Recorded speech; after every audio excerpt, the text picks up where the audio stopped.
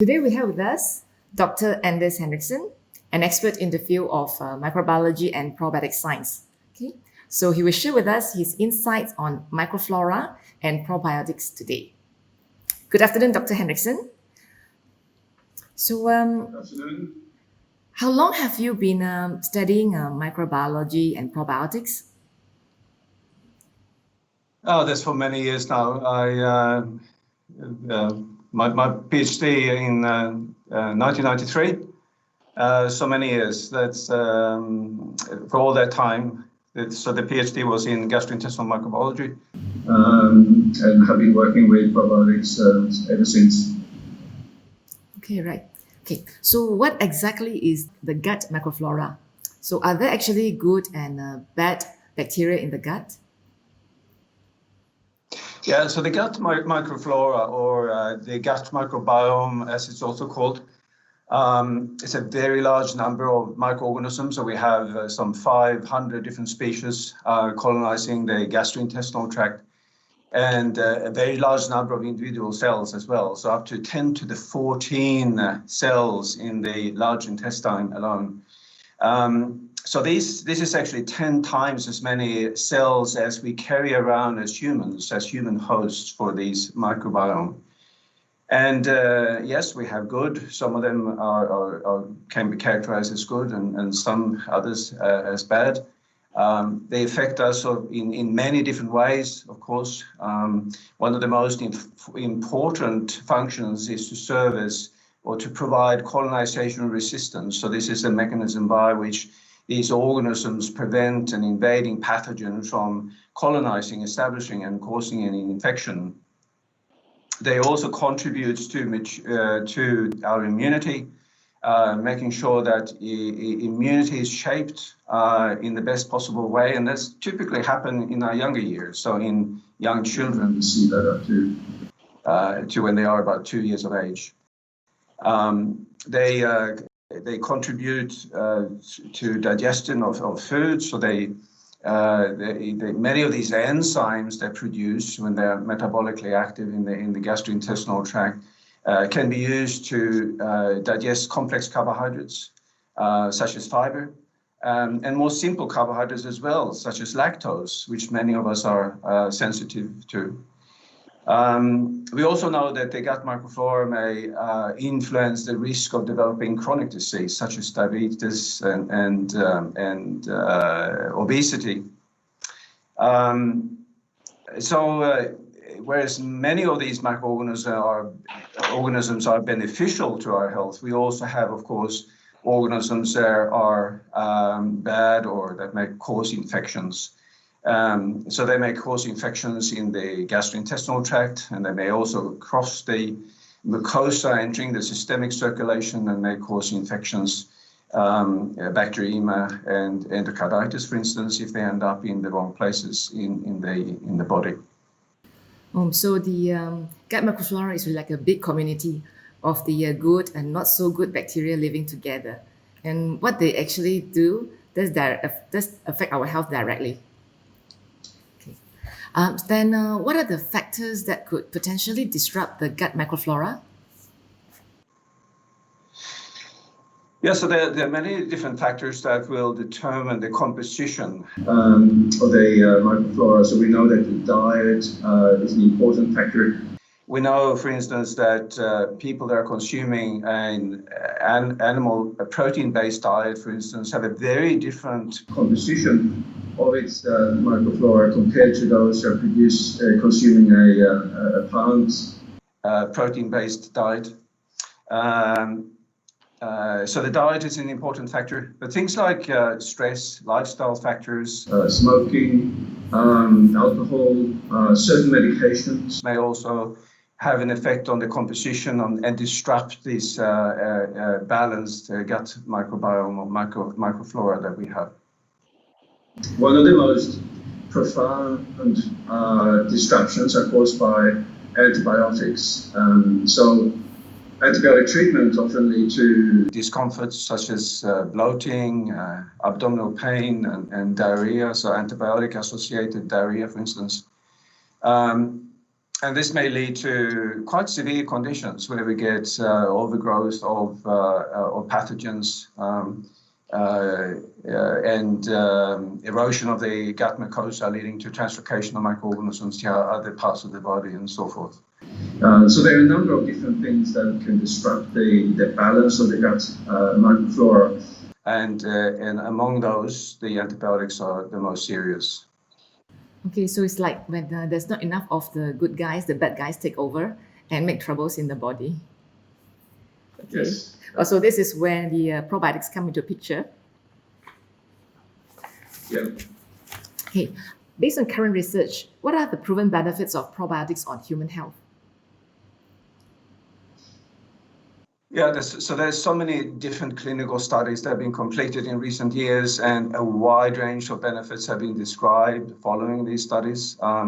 So we know, for instance, there's a number of probiotic strains have been shown to help maintaining a normal digestion, alleviate effects of bad bacteria in the gut. So that may cause digestive symptoms such as diarrhea. So we have probiotics that have been shown to reduce symptoms of constipation, bloating, abdominal pain, to name a few symptoms.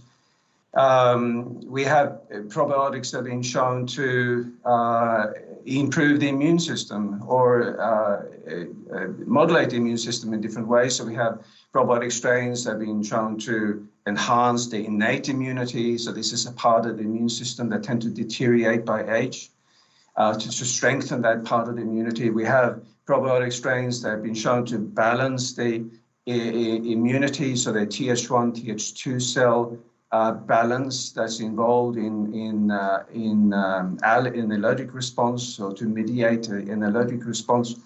So by affecting, for instance, the Th1, Th2 balance, for instance, if we are able to balance, to reduce the activity of the Th2 response, for instance, we may reduce allergic symptoms, atopic eczema, allergic rhinitis, and food allergies, which is relevant for very young children, for instance.